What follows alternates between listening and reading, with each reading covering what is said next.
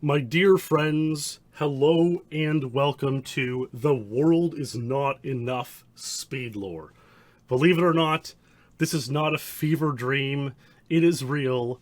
We are doing The World Is Not Enough SpeedLore. And let me tell you, a few months ago I was working on a video. I figured let's do a Twine video. That's what the game is called for short, The World Is Not Enough. I did a little Twine iceberg, and I started digging into the lore of the game as a whole and when it came to speedrunning. And I realized, you know what? Believe it or not, this game has nowhere near the breadth of lore of GoldenEye or even Perfect Dark, but there's still probably enough for, I think, 4 or 5 episodes, which I kind of sorted out and went through and planned, and I was like, this is going to actually be kind of interesting. And what happened when I thought that to myself and I posted that Twine iceberg video was something even more shocking than I ever would have imagined. Honestly, like something that literally no one is expecting will be revealed in Twine SpeedLore episode 2 or 3, I suppose. And this is the pilot episode. This is not even episode 1. This is a pre-episode where I'm going to show everyone and teach everyone a little bit about the game itself. The World Is Not Enough. Indeed, right now we're just watching a random cold reception video, which is a skiing level in the game. It was done by a gentleman by the name of Brandon Sanford back in the day, and this is a whole rabbit hole unto itself, which some might know, some might not, and that's just fine, and we will get there when we come to capture this in lore in full. Now, the run is almost done. We'll let it play out, and I'm going to show you the Wikipedia page for the best-selling N64 games, because believe it or not, Twine is such a forgotten game, but it actually sold over 1 million copies, and it's one of these almost... There's this, my line of content talking about nostalgia and sort of childhood memories and tapping into that core. I feel like Twine is such a great example of this because it's a game that clearly 1 million people played, but very few remember. Now, this game, here's a great example. The end screen isn't as, satisfying to pop up as in GoldenEye. Lots of reasons why the game didn't sort of have as much of a speedrun scene as GoldenEye. But yeah, if we look at the best-selling N64 video games on Wikipedia here, we see the top 3, 4 classics: Mario 64, Mario Kart, GoldenEye, Ocarina of Time, Smash Bros, etc. If we scroll all the way down, The World Is Not Enough here apparently sold 1 million copies. And there's the box art. The cartridge is blue. I might throw it up on screen in the post-edit. But there we go. This is the game. There's 14 levels, so not 20. And unfortunately, there is and sort of wasn't any real rankings on the Elite.net where we ranked GoldenEye and Perfect Dark speedruns. There had been sort of privately hosted rankings in the past, but the best we have now are this. The speedrun.com shows us, rankings here and there, and all the unusual and sort of remarkable speedruns that lay within. And believe me, these do get quite compelling and unusual. So tonight I'm going to watch a couple of playthroughs of the game. We're gonna split between Grassloo, the legend, the icon, GoldenEye content creator. We're gonna split between Grassloo's Twine long play for some levels, and Henrik's Agent speedrun for other levels.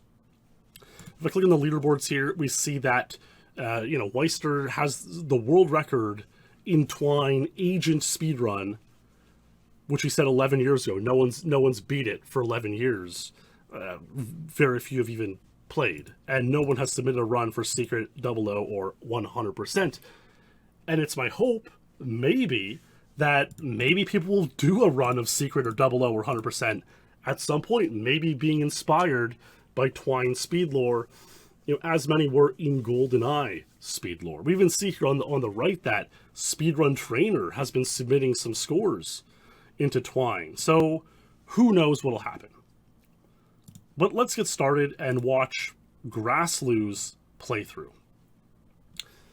And even, let's even watch the menuing, because, the game came out in 2000, and I think it's fair to say that a lot of the excessive menuing and loading times are something that hampered competitive speedruns of the game. You play GoldenEye, you play Mario Kart 64,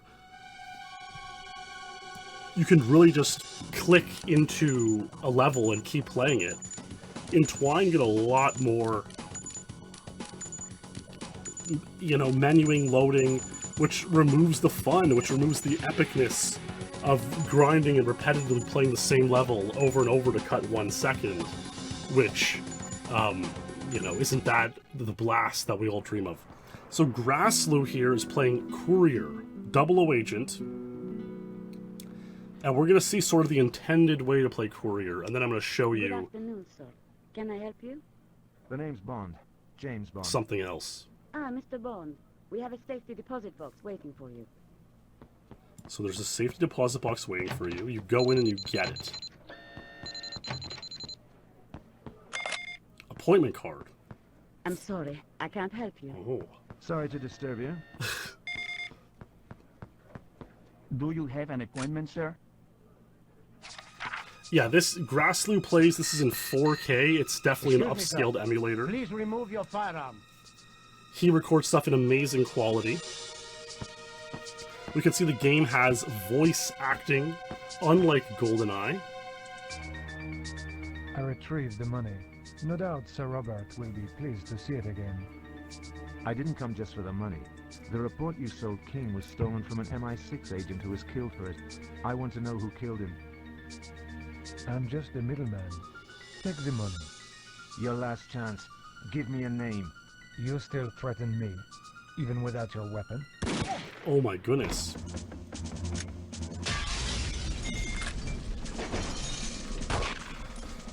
Crack safe, obtain swipe card. And we can see he's very diligently taking out these guards. There's actually no auto-aim at all in Twine on 00 Agent. Zilch. Zilch auto-aim. In GoldenEye, on the English cartridge, you have a little bit of auto-aim. On Japanese, you have quite a lot. In Twine, there's nothing. No auto-aim at all in 00 Agent, making it quite difficult. And so Grassloo's in here taking out these guards quite carefully. We got some items from some kind of cerveza or china cabinet. Display cabinet, in fact. We're going to use the swipe card to enter this room. He's going to use the data scrambler on the video evidence. We've destroyed some evidence. I don't think an objective completed. Oh, there it did. There's a lot of times in Twine where you have to use an item on like 3 or 4 different things in order for the objective to complete. And it can be quite intense to find exactly what to do. There's certainly the game, he's picked up a briefcase of money. The game has less of a community, less of a following than GoldenEye did, which has these ages and eons of lore and community. Whereas in The World Is Not Enough, there's not as much known. It might be more difficult to get strategies and understanding. But here we go, Grassloo has cleared the stage, he's out of Courier, 00 Agent, and we see Bond leave this bank in Bilbao, Spain. Kind of fitting, Grassloo's known to be a Spanish fellow, and the first level takes place in Spain, believe it or not. Let's see if he shows his time here. 2:15, not a bad time. Now, before we get to King's Ransom, I'm going to show you the strategy that's been known for ages on how to beat Courier more quickly. This is Henrik's speedrun. So, Henrik is going to queue into Courier, and what you do is you harm that civilian with the stunner,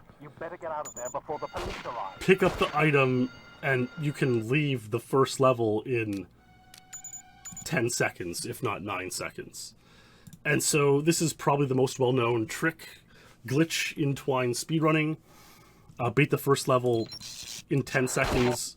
You know, you're basically sort of failing an objective, which is, you know, avoid civilian casualties. But because you only use the stunner, you can actually pass her away. And so when you leave, because the game gives you more objectives as you advance, it never gave him objectives C and D. You know, scramble the data and to use the appointment card and stuff. So he avoided civilian casualties, even though it purportedly failed on screen. It didn't in reality. And he got the item from safety box. So kind of shows you, you know, we're not off to a great start when the first level is so broken, perhaps. Then again, the first level of Perfect Dark is quite broken as well, Defection. So, you know, that has a speedrun scene, so who knows? We're going to watch now the King's Ransom playthrough from Grassloo. Let's take a look. James Bond, Sir Robert King. Ah, the man who retrieved my money. Excellent job. Can't thank you enough. Sir Robert is an old friend. I helped him years ago when his daughter Electra was kidnapped by the terrorist Renard. Still, all that's in the past. Sir Robert thought that the report he paid for would identify the terrorists who have attacked his new oil pipeline in Kazakhstan. Then he discovered it was actually about the nuclear arsenals in the former Soviet republics, so he turned it over to me. Something's not right about all this. King, the money! Bond, Okay, so we're here we under go. attack. Find Sir Robert. They're in the MI6 headquarters on King's Ransom, and a whole bunch of things are happening. Here, you better take this. So we have to carefully take out all these guards who are now, you know, rushing into the stage. That was a really cool move, blowing up the fire extinguisher.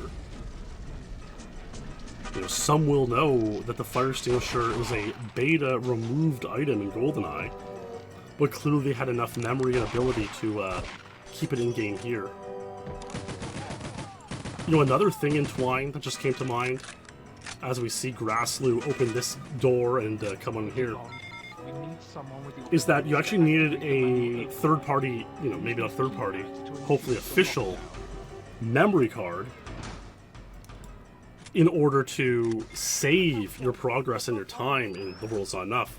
And so that could also have hampered people's willingness to play the game. You know, maybe they didn't have a memory card, didn't have very many pages, they had to delete their pages over time. So there's another, you know, bad guy there. We've now rescued M. And look, we're already in Objective F. We have to escort M to a safe room. And she slowly but surely runs in. You know, in GoldenEye, you only have up to Objective E, 5 objectives per stage. We're gonna get like 10 objectives on this level, which is pretty crazy. And Emma's coming. Em must enter this safe room. She's in. Okay, great. So now we gotta make our way downstairs. Grassloo's doing pretty well. I mean, 00 Agent in this game is brutal. It's like every level in 00 is as hard as like a Control 00 or a Caverns 00 in GoldenEye. It's kind of hard to believe, but it's generally true. Nice shot. Another nice shot. Nice. You know, Grassloo is a very, very competent player of GoldenEye and these other adjacent games, so it's not surprising to see him play through pretty well. Great shots. Reports of a fire in the lobby. The sprinklers need to be activated. So now the sprinklers need to be activated. It's our 7th objective. There may be, and look, we're getting another one. An 8th objective. There may be ways to skip these objectives, but that's something that we'll examine in another SpeedLore episode. Nice. So there's the sprinklers, which have taken out some piles of fire. Not exactly the correct way to describe flames on the ground. They would be over right in this area. Here we go. We're activating a security lockdown as well. Wow. There was a fellow. Crouching seems to work under doors in Twine, which is different from GoldenEye, where it does not work. your height is not rendered in GoldenEye. In Twine, though, it seems to be. You can also jump in Twine, which we'll get into later. There we go. This open sea. Crouching definitely, like, works. That wouldn't work. In GoldenEye, they kind of fudge it, is what Dr. Doak told me. Is it kind of open? You can kind of pass through once the door's a certain height open, but in Twine, crouching does matter. So a new objective, he has to go find a doctor. Medical division. This looks like the right spot. Going in here. James, Doctor. You need it. Follow me. we're under attack. Not to worry, you're in safe hands. Oh my gosh, she didn't want to leave, which is understandable. Her name is Dr. Warmflash, believe it or not, which is quite a name for a doctor. There we go.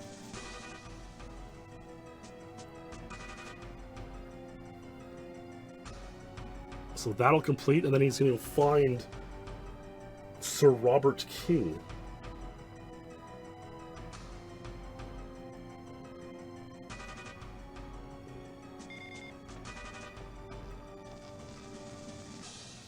Here we go, and now this is quite a scene in here. Sir Robert.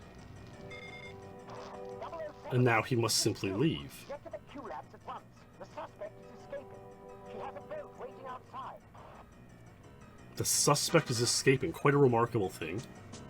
He's going to carry on here to the end, and that's that. One more guy. Oh my goodness gracious. Oh, he could skip. It's right there. Oh my, well, he has lots of health. Wow. There we are. Level complete. Very nicely done.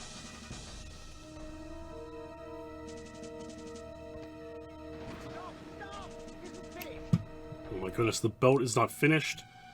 But here we go. We completed all the objectives up to 6, 7, 8, 9 objectives in 450. Not bad. From here on out, we're going to watch the Henrik run, except for one level, which we're going to watch back over in the grass of the run. So let's take Henrik's speedrun from here. And we'll watch some more speedrun strategies and how these all play out. And hello in chat to Copter Skates and everyone else who's arrived. So on this level, you're supposed to pursue this assassin, but you're not supposed to eliminate her. If you shoot her, if you harm her, you fail. Which is quite an interesting thing. She is very, very fast. But we see that Henrik was able to get up here and basically strafe with her. You also have to release some hostages. The jumping that we see him doing over fences is actually quite challenging because it's generally done with the D-pad. So it's actually hard to hold the... you almost need 3 hands. Find the grapple hook in your watch for just this kind of situation. You know, he's Look for the grapple point in the ceiling he's above. already grappled up. Serve as a locking place for your grapple and will safely support your weight. You know, the whole explanation for grappling up Target is moving away now. has been, you know, barely finished by the time he's well past there. And there you go. He beats the stage. Saves the hostages, beats the stage. And yeah, I mean, in the game, it's like you're playing... I have the camera reversed. But then you also need to, like, press the up C buttons, up D-pad to jump, which makes it quite a challenge. Okay. Let's check out the next level here. Underground Uprising.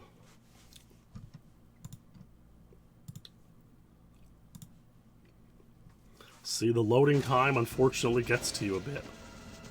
So in this level, you also have some hostages to save. It's a very popular theme in this game. A lot of levels have it, way more than GoldenEye, which really has Frigate.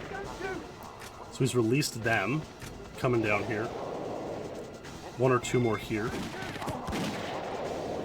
Or on some other difficulties there might be. Okay, objective incomplete. Nice. Jumping over the box.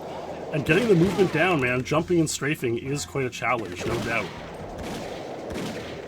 Now, in this stage, he has to use a diffuser to get rid of this thing planted in the subway. Not good. Hello, 007. Q asked me to get in touch. You'll need to use a diffuser kit on these bombs. Now, they may have some kind of anti-tampering device built in, so if you attempt to defuse one too quickly, it's likely to explode. There we go. He's done it. You gotta defuse it very carefully. We'll get into more details when we talk about this in its own episode. Blasts through the door there. Up here. Misses the jump, unfortunately. The level that always blows out, you have to make the jump. He missed it, cost him a second maybe. And here we go. Now the assassin is getting away on a hot air balloon. And you reach there, and there you go. Henrik has completed the level. He's going to skip the cutscene. I actually really want to watch that cutscene.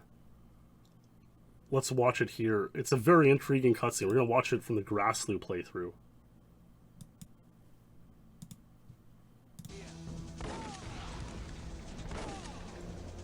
You see Grassloo's much more cautious here. You can, if you shoot her here, you fail too. If you shoot the balloon, you fail. He's getting a good look at her, interestingly. Watch this. Tell me who's behind this. I can protect you. Not from him! Oh my goodness. He falls onto the Millennium Dome. And then look at this cutscene.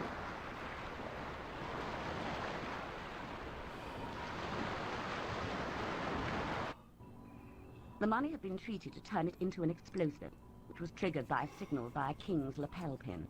Obviously, someone close to King switched the original for this trigger device, but we don't know who. There's more. I worked out that the money Sir Robert paid for the report was exactly the amount Renard asked as ransom for King's daughter, Electra. The whole thing was a setup. Renard wanted me to bring that money back here. He wanted MI6 to deliver a bomb to King. It's a message. Renard is back. After King asked me for help, I sent 009 to kill Renard. Electra managed to escape before 009 caught up with the target in Syria. He put a bullet in his head, but Renard somehow survived. The bullet is still there, and it will eventually kill him. But until then, he can feel no pain, and push himself harder than any normal man. Now King is dead, and MI6 is humiliated. He's had his revenge. Not quite. Renard had 3 enemies in that kidnapping. Sir Robert King, MI6, and the one he hasn't touched.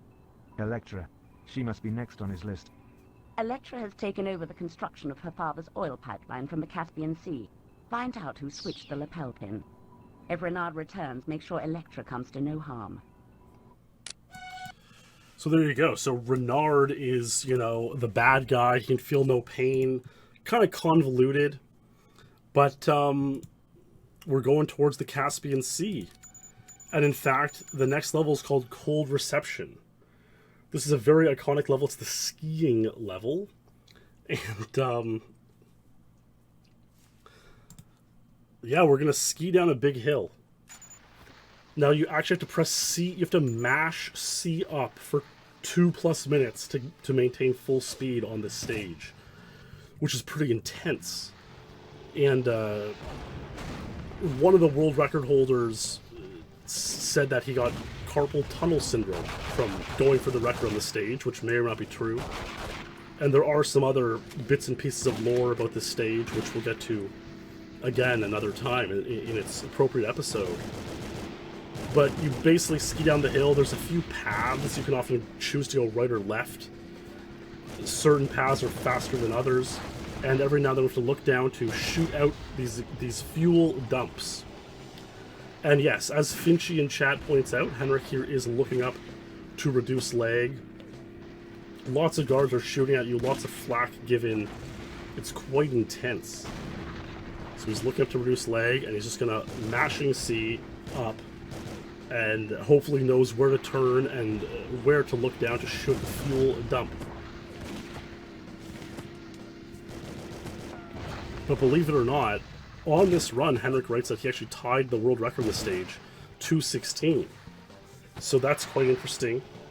Here's our fuel dump coming up. Got it. And it's unknown if 2:16 can be beaten without using strange glitches. Again, which we'll talk about when we get to this level individually in its due time. it would be quite a thing to see. But here's strafing around. Bingo bango. And carries on, mashing C up the whole time, which is, again, quite a pain. I tried it briefly when playing a little bit a few months ago, and it was not fun. Skiing on surface would be quite cool, no doubt about that. Hello, bow down in chat. I see your messages now. He went through a whole bunch of explosions at the end. And carries on. Let me just pause it here. Controlled reception. 216. What? Somehow tied the world record. Okay, Night Watch is insane. You have to... What's up, Sula Rock? A SpeedLore champion himself in chat. Welcome, my friend. A pleasure to see you. So Night Watch is like a secret pacifist level where you cannot alert any guards. Remember, 007, you need to You have to plant a few like wiretaps and destroy some cameras. Avoid confrontation at all costs. You have to avoid being sighted by any guard here in the first half of the mission. Actually, the whole mission. Otherwise, well, by some guards. And you certainly have to be avoid being sighted by this guy Gabor, otherwise you fail instantly. Sometimes they'll say alert Gabor and you fail. So he shoots the lockout. Safe cracker. Cracks the safe. There's two guys behind him. Takes a picture. You have to do that camera pretty much. Or at least find a way through it. Which he does. Bingo bango again to the last room. Now Davidov is coming towards you. So you have to expediently... Oh yeah, Henrik kind of blew that camera. So you have to expediently take a picture and phone tap this area and then press B. And it's pretty troll. I've failed at pressing B at the end there, got caught. It's pretty picky. And that feel when you've alerted Gabor or Davidov. Okay, now for the next level, which is called Midnight Departure, we're going to watch the Grassloo playthrough, which is 7 minutes long. Because this is a heck of a level. And then after this, we're going to watch the rest. We're going to watch the Henrik playthroughs, the speed run.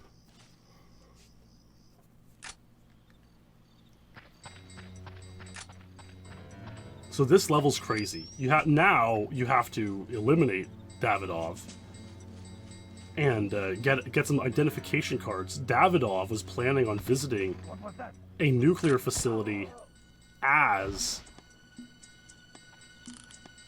a scientist.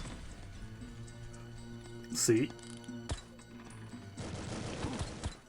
Those nuclear facilities, let me tell you, they're unusual places that you might not want to be in this day and age.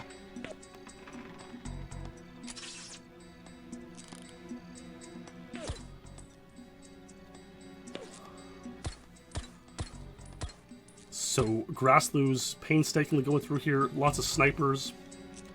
This is honestly a great level, and unfortunately it may get, as is often the fate in speedrunning, it may get ruined by a kind of annoying strategy, which we'll get to when we get to. Davidov's cell phone, my dear friends. He's obtained it. Now we're going to go in here.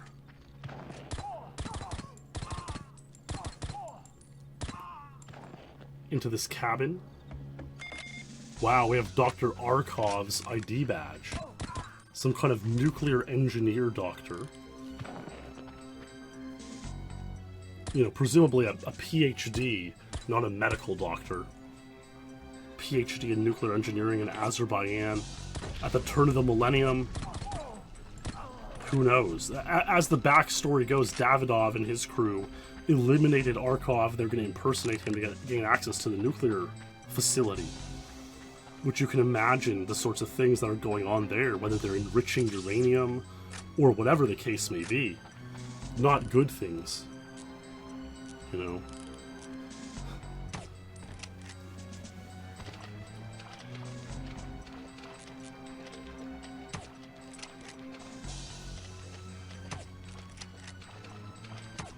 Nice going for these far shots. Pretty clean, very stealthy. I feel like Twine has a lot more stealth than GoldenEye. Oh, they were interesting. Interesting. Hideyoshi says on the next level they're decommissioning Soviet nuclear weapons.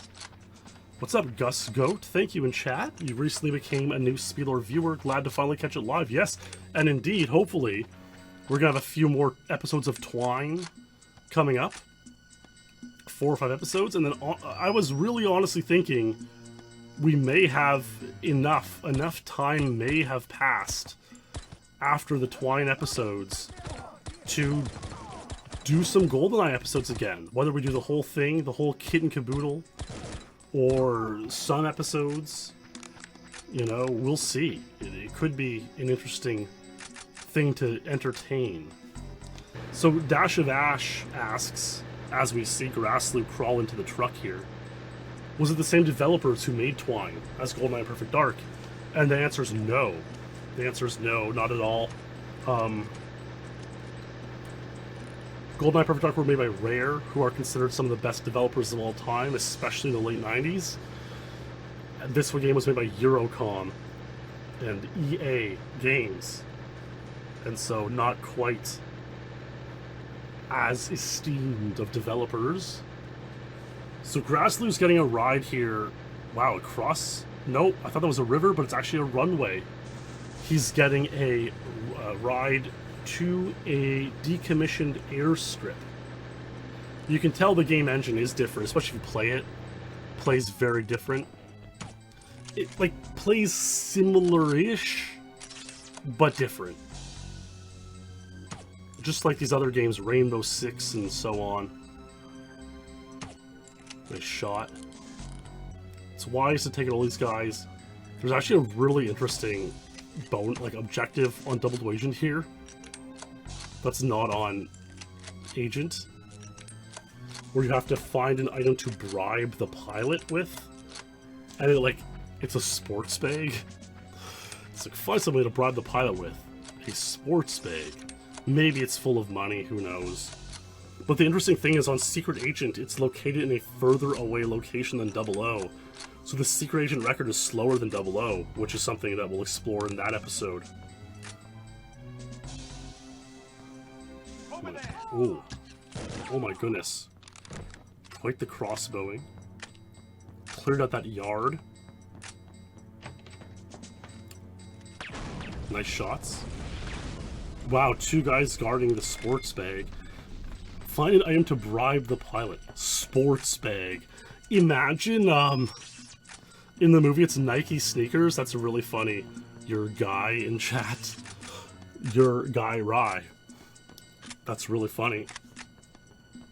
It would be insane if the sports bag could explode there and you fail.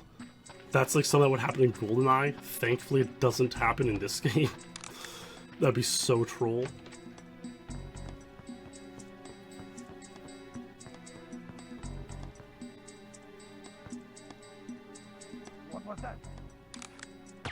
Oh, that was possibly a war crime. To shoot a surrendering James Bond. person. Now land that plane for me. Okay, Flight 711, you're cleared for immediate landing, over. Roger that, Control. We'll begin our landing at once. Over and out. Okay, let's see.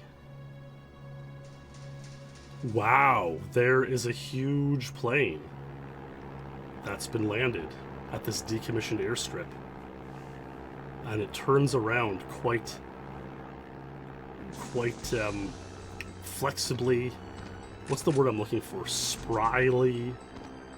It really turned around quick. It really maneuvered well. You can punch out glass in this game, what you can in Perfect Dark, but not GoldenEye, really. Here we go. Here's the plane. You can actually... The plane was nimble. That's right. That's what I was looking for. Thank you, Mears.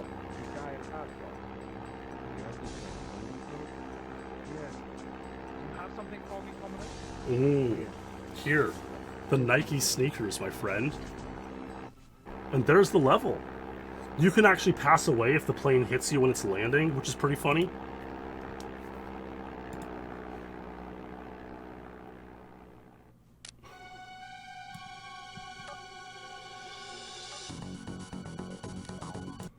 $7:06. So will there be a faster way found?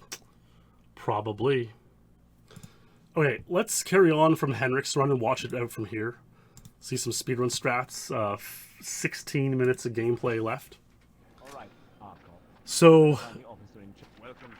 they're calling you Arkhov.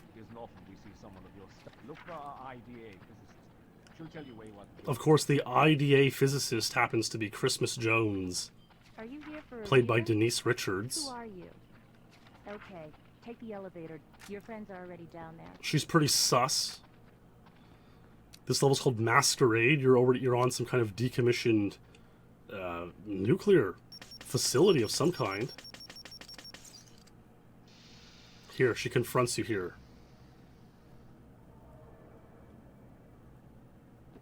Your English is very good for a Russian. I studied at Oxford. The bomb's up ahead. I'll catch up to you. I want to check something. What's she gonna check? So you strafe into this area where this bomb is located. Infiltrate facility completed. So, actually, I'm gonna find the grass loot, find the whole like cutscene there. What happens? It's quite intense.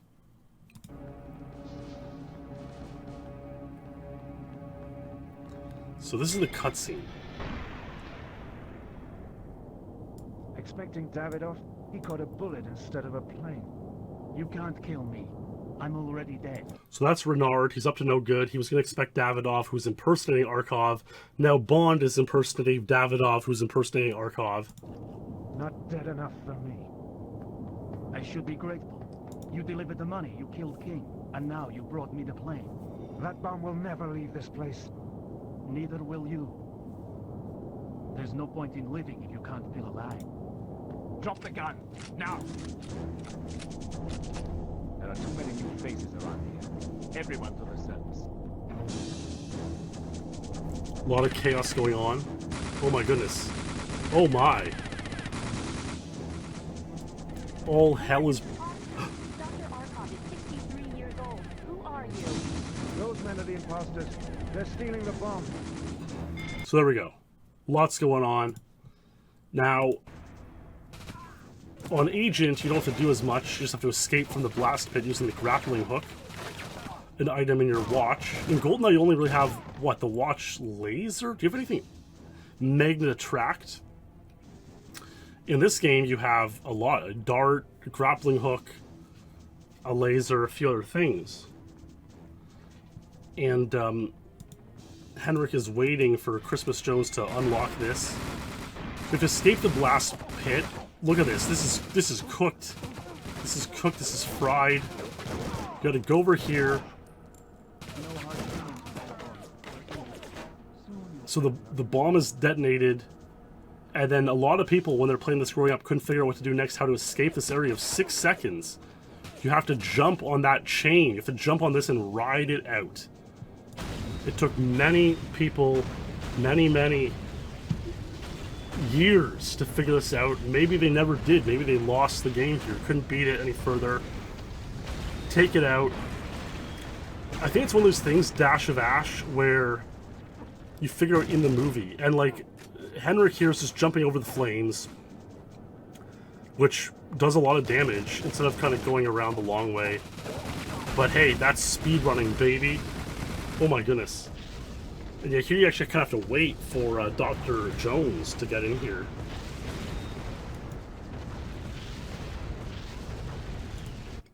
There we go.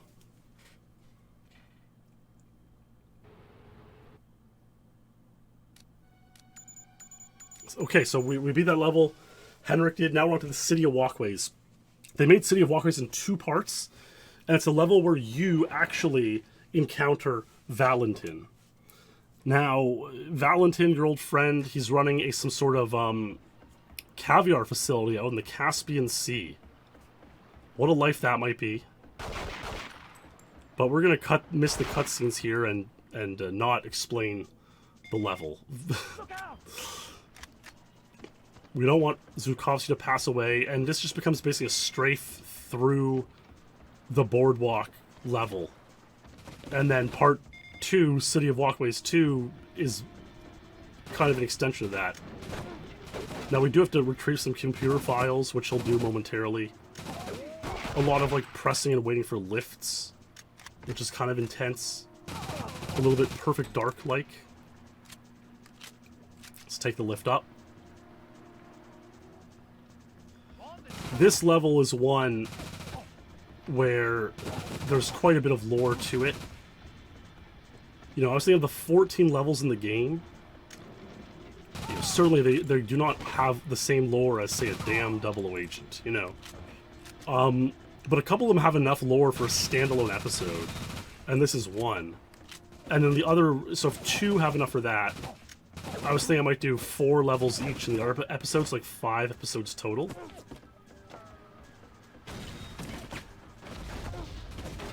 So we'll see how it plays out, my friends. And believe me, one of the episodes is going to be insane. I had a guy, a speedrunner, a long-lost speedrunner, send me an email. It was shocking, the information revealed, and it was truly insane. And we're going to get to revealing that in due order, my friends.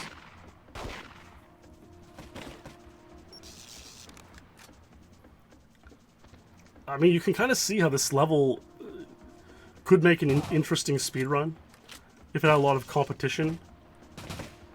A lot of strafing, jumping over rails, hopefully getting boosts.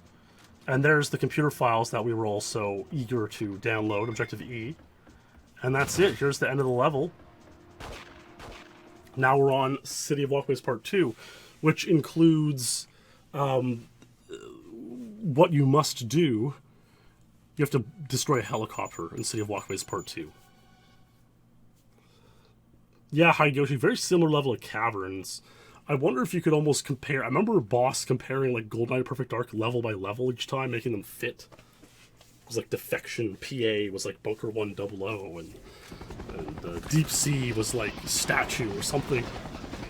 So I wonder how you'd make the comparison here. We could make a fun forum thread sometime. Depends how much revival of Twine we get, you know? Could it be the year of Twine still?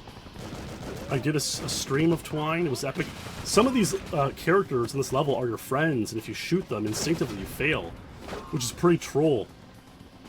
They're in places, too, where that wasn't a friend, but they're in places where you wouldn't expect. Hello in chat, Obamacare, hi to you. We see Henrik here miss a jump at some point. Well, maybe that's coming up in a bit. Those guys are your friends. And, like, you open the door, they're there. You think you're going to shoot them and pass them away, which is not good. Not what you want to do. Right here. Watch this. The thing cuts it, Henrik misses the jump, and he almost quits out. He almost thinks, oh my god, the run's dead. Wasting some time. Now, there is another way out. But that definitely visibly cost Henrik 5 seconds by failing that jump. Even if you don't know the level that well. Opens the door. Comes out here. A lot of flack.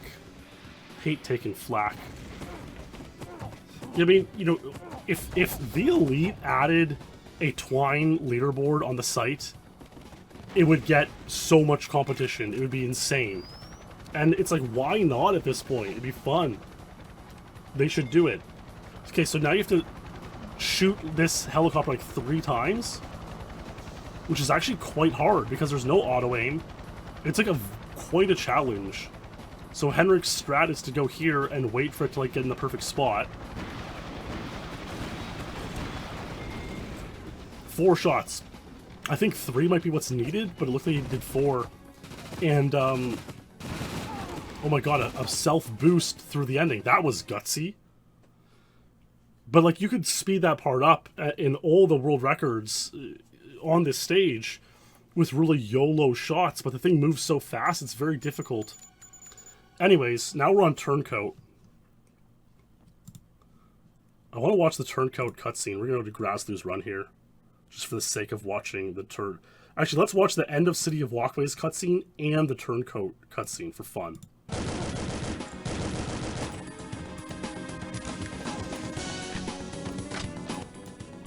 Yes, Sterling, did you invent anything in Twine? Let me know in chat.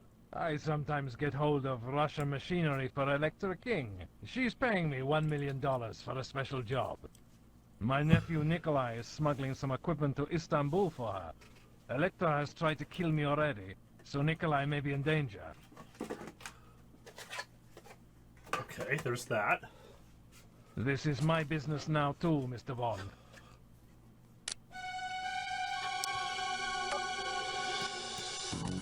So yeah, I was wondering if I could find my Twine cart. It was right here beside me as well. There it is. Blue cart. Can't really see with my lighting, but there it is.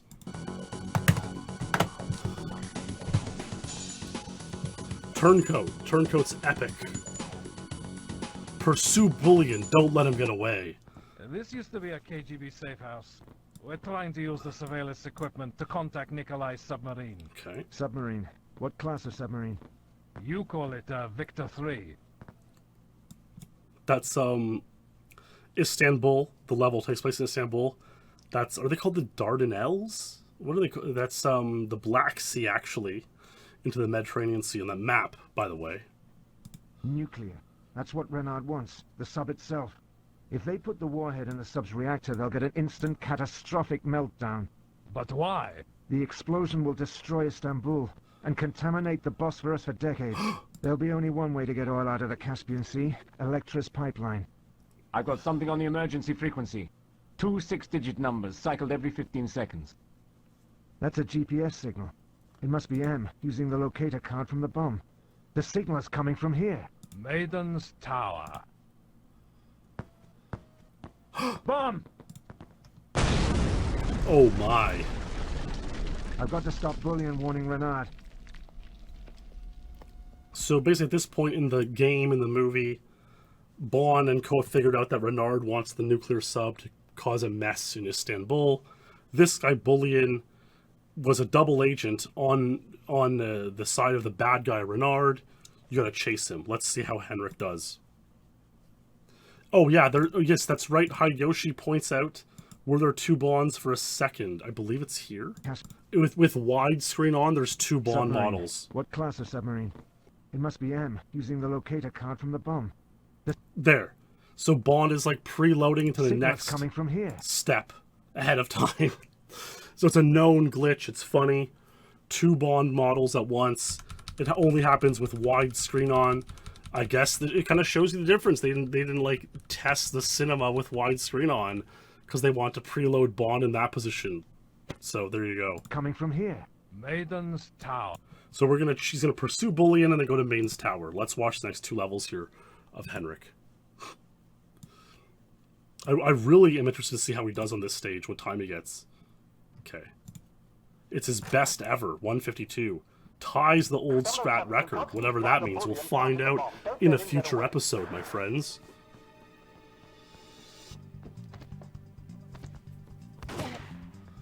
Taking some flack.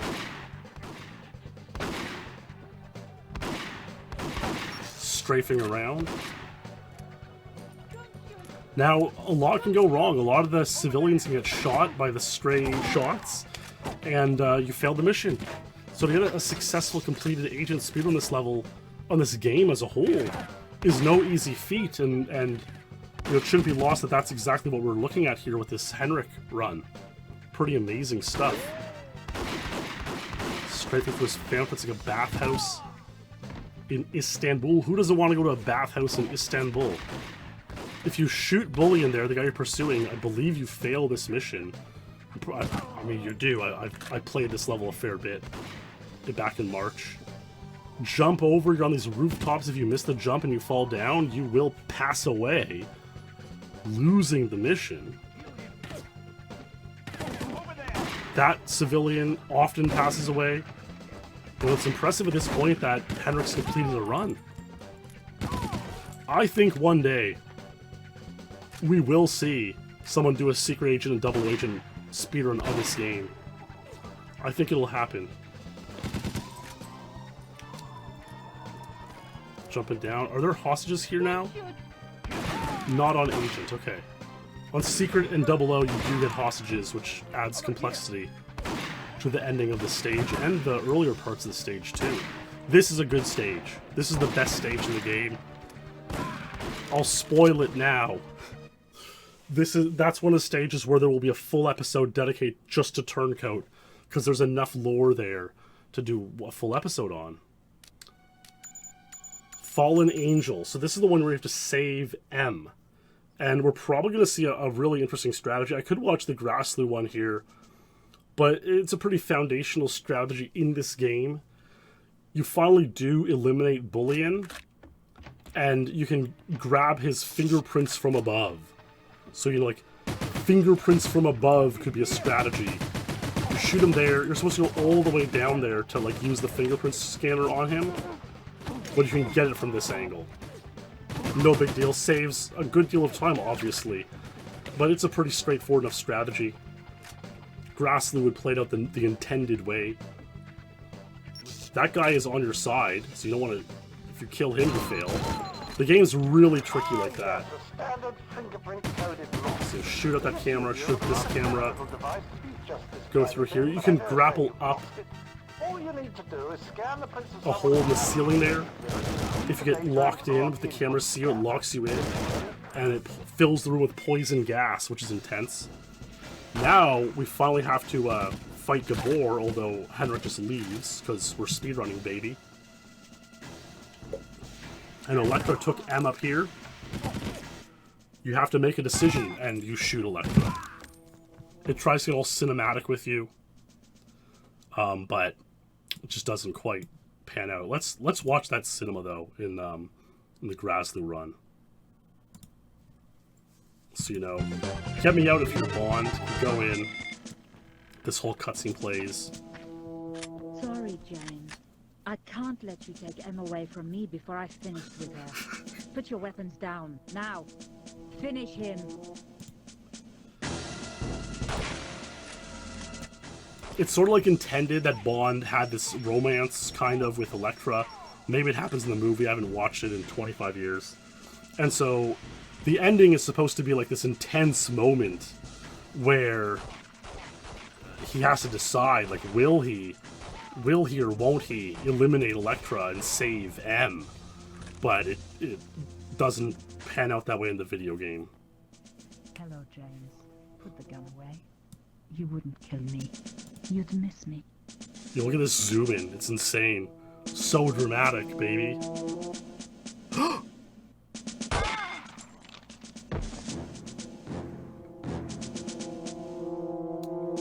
What a room. I feel like that room is so liminal space. So sorry, I should get into that in this. Because you're not in there long. Electra will kill M if you linger there. Come on. I feel like this room is like a very unseen place in this game. Just like the MI6 sort of safe house in Scotland from that cutscene before Cold Reception after Underground Uprising.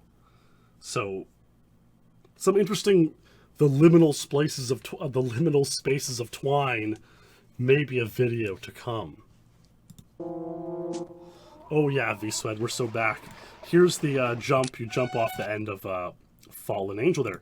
And now the last two levels are basically board the submarine, defeat Renard.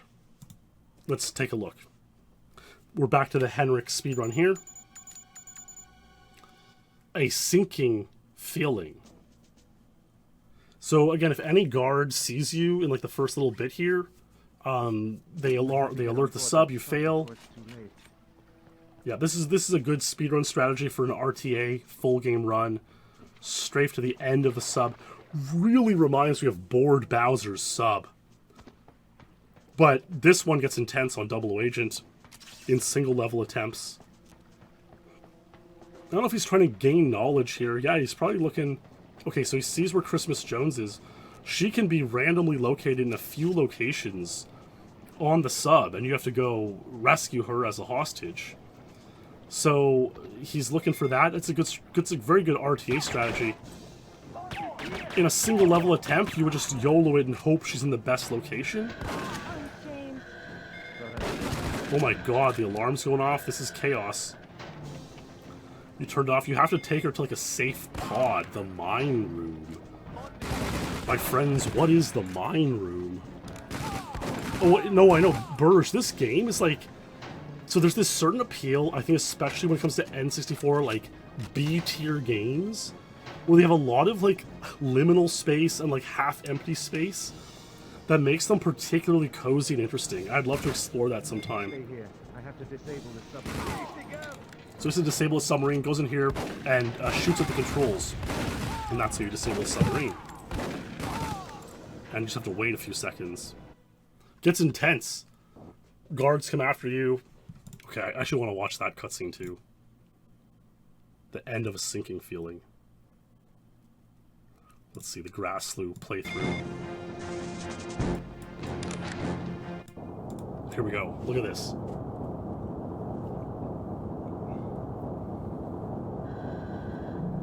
The sub crashes there in some harbor in Istanbul.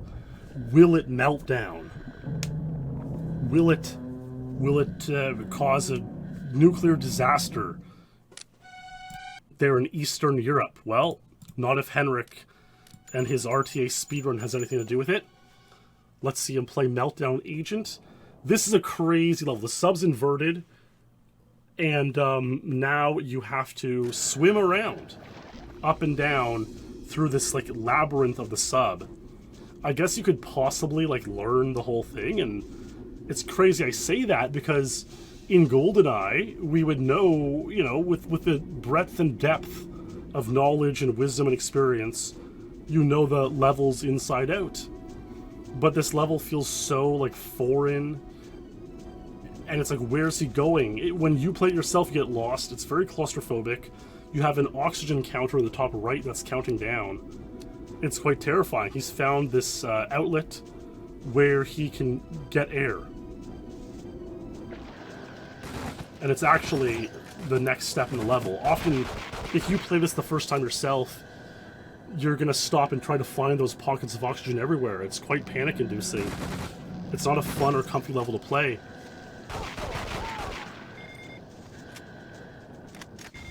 There we go. Oh, look, stop the meltdown. And by stopping the meltdown, it's ejected this rod into Renard.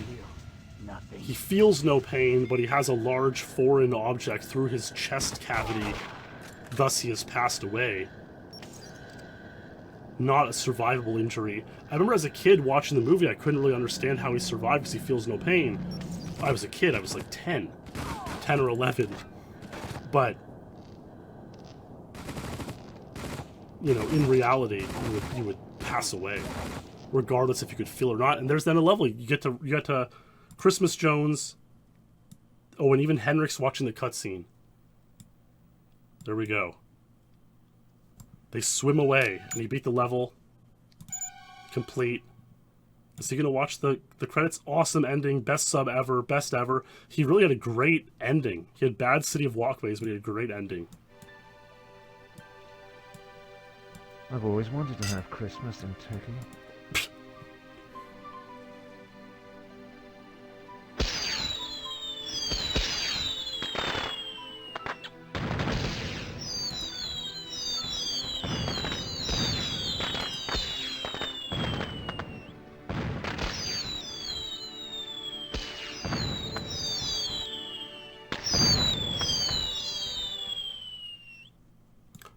What a cutscene, my friends. What a cutscene.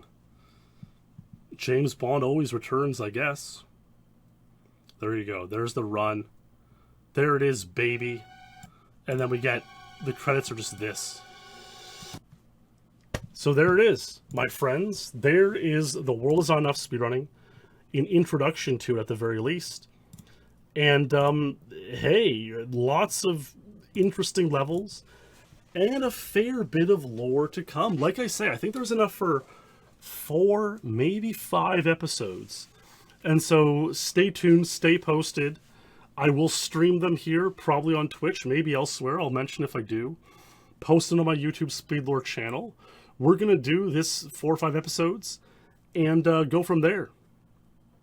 A huge thanks to the Patreon supporters for supporting SpeedLore on Patreon, like Sula Rock in chat. A huge thanks for you, my friend, and all the other champions and legends. The Patreon page is the best place to get updates about this series as I continue it over the next couple of months. So if you want to sign up there, that's the place you get the most consistent, deepest looks and updates. Otherwise, just stay tuned to my Twitch channel and SpeedLore on YouTube. My friends, a truly remarkable day. I look forward to sharing the lore, sharing the epicness, and believe me, there is at least one truly epic moment that happens in this Twine SpeedLore. You're going to want to see it. So subscribe to SpeedLore on YouTube and Patreon if you wish. Okay, huge thanks to everyone. Stay true, my friends. I'll see you in the next streamer video, and good night.